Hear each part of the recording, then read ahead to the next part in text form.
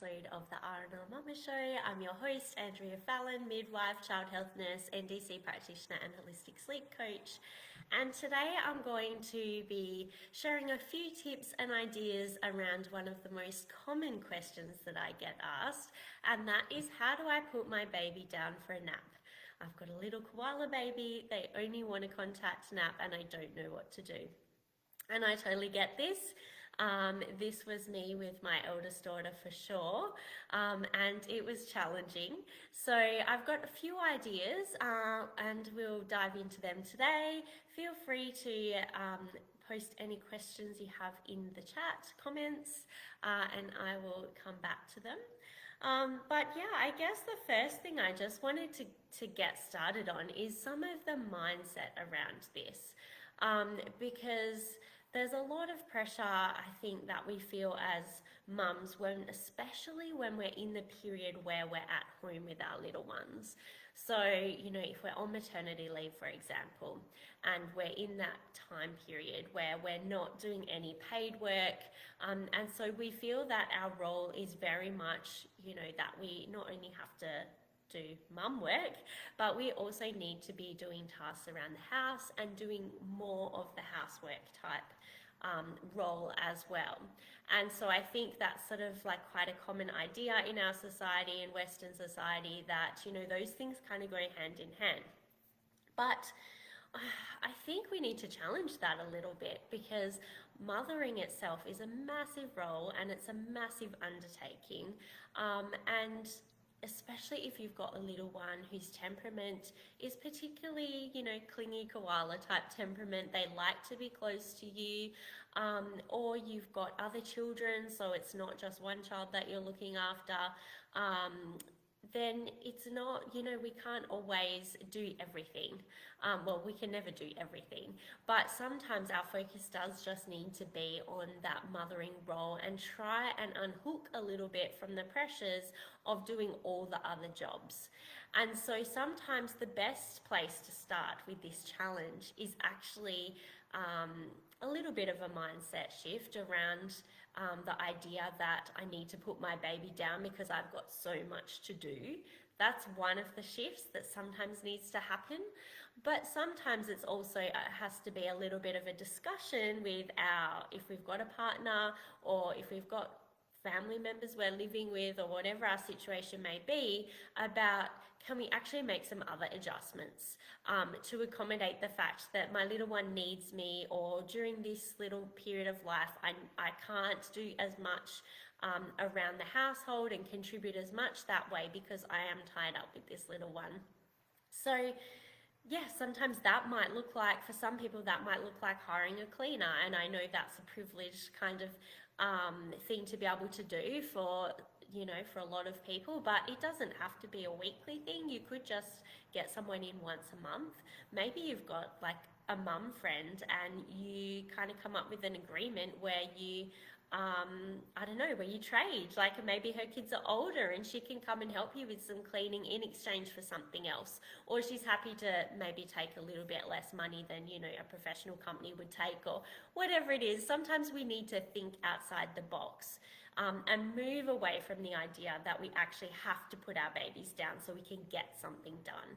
So I wanted to start there because there's so much pressure. Whether we're aware of it or not, there's a whole lot of ideas around a good mother, which often comes with it being like a good wife, good partner, good in the home kind of thing. Those things often go hand in hand. And so sometimes we need to pull those two things apart. And also the idea that we can only attend to our own needs when our baby sleeps. So that's a really big one that is quite difficult to move away from. But again, it's sometimes just about having some plans and ideas and a bit of a brainstorm of how we can get our needs met in a time, outside of sleep time. And so, something that worked really well for me, just in regards to this quickly before we move on, was actually doing most of my jobs when my little ones were awake. So during wake time, either involve them if they're a bit older, or if they're younger babies, if you can use This is where containers are great just for a short period of time, where you've got like your baby little gym thing, or a bit of floor time if they'll tolerate it. We don't want to be putting babies for long periods of time in any sort of like bumbo jumper things, baby stations, because they're not really great for their physical development. But certainly these are kind of tools that we can use for little pockets of time when we really need to get something done. We really want that shower. We really need to just quickly, do a quick tidy up of the kitchen or something like that. So, so let's just have a think first and foremost, and a brainstorm around some of these ideas. And let me know in the comments if you've got any ideas, if something's worked really well for you, or if this is something you think, actually, maybe I do just need to make a few adjustments and accommodate where we're at right now. Because when I say where we're at right now, developmentally, babies often do want to be held for sleep for the first 6 months or so. So we have the sleepy newborn phase, where they usually will sleep anywhere in a bassinet or whatever. Not all. Sometimes, if they've got a few things going on with feeding and what have you, they'll want to be close. But often there will be like a sleepy newborn phase, and then as they tend to come out of it, that's often where we see this period where developmentally they just want to be close. So there is a developmental time frame for this where it is very common.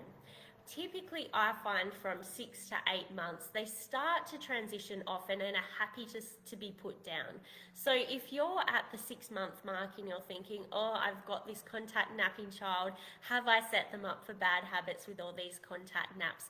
No, you haven't. This is typically a developmental stage, and typically it's something that does pass. Of course, there are people, I've seen it in the group, mums that I chat to, that get to, older infants to toddlers who their little ones still want a contact nap. And certainly I've got some things to share around that. But it is very common in that sort of, 3 to 4 months to 6 months where they really do want that contact for sleep. So don't be surprised if things do start to change around 6 to 8 months. You can just start trialing, putting them down and seeing what happens, and that they may just actually naturally be happy to go down from this stage. So what can you do if you're in that, say, pre-6 month stage? If you are needing to get out and about, if you're finding it's not really enjoyable for you being stuck on the couch cuddling your baby all the time for their naps. Well, baby wearing is a big one. Baby wearing can it's just such a game changer, especially if you live within walking distance of, say, the shops or somewhere where you need to go regularly. Then it's a real game changer. If you're not really too sure about choosing the right baby carrier, if you've got a baby carrier and you're finding it's uncomfortable, then I would suggest checking out in the group, and do tag me in the comments if you want me to tag you. There is a video in this group that was done, like a little workshop by Elise from Cloth and Carry. She's a qualified baby wearing consultant, and she did a great workshop on, what to look for in baby carriers, how to find the right one for you. So definitely check that out if you are sort of open to baby wearing, or it's not quite working for you at the moment and you want to make some adjustments. She's got some great info in there. So baby wearing, it's fairly obvious, I think, why it works so well. Babies are close to you, they can hear your heartbeat, they feel like they're connected to you, but you've got your hands free. And so it just means then that maybe you can get some things done if you feel like, you really need to. And also just having that freedom and flexibility to get out for walks, or enjoy some time outside so you don't feel like you're stuck inside. So that's a big one for under 6 months. But what do we do when we're reaching that sort of 6 to 8 month mark, they're not going down, or we're starting to try, it's not really working, or if they're even a little bit older than that and we're having trouble? Well, the first thing is always increase the sleep pressure. Make sure that sleep pressure is good. And I know a lot of the time people say to me, oh, I'm sure the sleep pressure's good, I'm following cues, but sometimes cues don't always give us the best indication of sleep pressure. So if you're not sure what sleep pressure is, it is one of the natural regulators of sleep within the body. It's a biological regulator within the body, and it's what makes us feel sleepy. So when our little ones, their sleep pressure should build throughout the day, and then their naps just take the edge off it so that they're nice and sleepy at bedtime. So if that sleep pressure is not quite optimized, if it's not quite high enough, then you'll find that you're going to struggle to put your little one down for a nap. That they're just not going to have that sleepy factor. It's not going to be high enough for them to just be that tired that they can just kind of sleep, and you can put them down and it's not an issue. So definitely that's the first step, and within the program that I run and with the one-on-one clients that I work with, it's one of the biggest factors that we look at, because it's what I find sees the best results when we always come back to that first. The next thing to look at is really your sleep space, and this is a big one, because what happens when we put little ones down is that sensation of being put down often wakes them up. It's that feeling of falling that makes them wake up. And so whoever designed cots, honestly, they're just like the least practical thing in the world, because especially for an older child who you've got it on the lowest setting, that's a long drop. Firstly, it hurts your back trying to put them down like that, but that feeling of falling all that way, it is going to wake them up. And then it's so difficult because they're so low and you're trying to settle them, and it's a bit of a nightmare. Just really not a huge fan. So think about some setups you could try that are going to mean that you don't have to put your baby down to a fit, so they're not going to feel that sensation of falling. Honestly, this would be definitely the second biggest thing. Just though looking at the sleep pressure and looking at your sleep setup, that alone just most of the time will alleviate any issues with being able to put your little one down. And I guess just having a bit of also an appreciation of what's normal in terms of naps. If you feel like I'm putting my baby down and then they're only napping for 20 minutes, well, either maybe that's all they actually need, or maybe, that sleep pressure, maybe that's a clue to you that that sleep pressure wasn't quite high enough because they didn't take very much sleep. So definitely consider those things. And I guess the final thing would be around, having a practice, giving a chance to try these things on a regular basis. So, maybe once a day you decide that you're going to try and get your baby down for a sleep in their sleep space, so that you can have that little bit of time. And then the other times you'll contact nap. It's not like there ever has to be this one rigid way that every single sleep you've got to try and get them down in the cot. A lot of this is the unconditioning around the sleep training industry that tells us, it's all about habits, it's all about consistency. Yes, in a way, consistency plays a part, and getting your little one used to having some time in the cot that's a positive time if you're looking at a cot, or a sleep space that's a positive time will certainly help.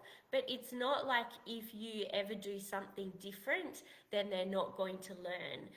And that, because when we have that rigid kind of thinking, and look, it's not your fault about the rigid thinking, this is the rigid beliefs and thinking that comes from the sleep training world, is that it really becomes quite an anxious thing for us. It really becomes quite difficult, and it feels like we have to follow these rules, and oh my gosh, I've got to be home for every nap because I've got to put them down, otherwise they'll never learn, they'll never sleep in their cot, or they'll never sleep wherever, and that's just not true. Being flexible and adaptable is really great. It's great for us, it's great for our little ones. It means that we can go out, we can enjoy life, and that is so important in that first year especially. Who wants to be spending their days at home every day, or all their time trying to get their baby to sleep in a cot? It's no fun for anyone. So I hope that was helpful. Let me know in the comments if that resonated with you, if you've got any questions about anything. I'll give a few minutes. So yeah, just in summary, consider your little one's stage of development. If they're under 6 months, you might be better off to look at something like baby wearing. Think of just, be mindful of your thoughts around it and the idea of getting stuff done. What else can you do to actually help you? Look at sleep pressure, especially for babies over that 6-month mark. Look at your sleep space. Have a little practice of spending time, in going down and putting down and doing that, each day, maybe once a day, but don't feel like you have to be attached to some rigid, consistent pattern and rules and that kind of thing. So yeah, if you feel like you're really stuck with sleep, if you're finding that your days are really quite unmanageable, you're not enjoying things, you're quite anxious, if nights are just, you're seeing a lot of excessive waking, do reach out to me. You can either go to my website and there's a link to book a free call with me where we can have a chat, work out what might be going on, where you might go from here, or send me a private message. I'm always happy to have a quick chat, see, what might be going on and, where you might go from here, because it is important that you can enjoy the first year. No one wants to be, feeling like, worried, stuck, anything like that. You've got this special little baby, you want to enjoy this time. All right, well, that's it for today's show. I will see you all again soon. Have a good day. Bye.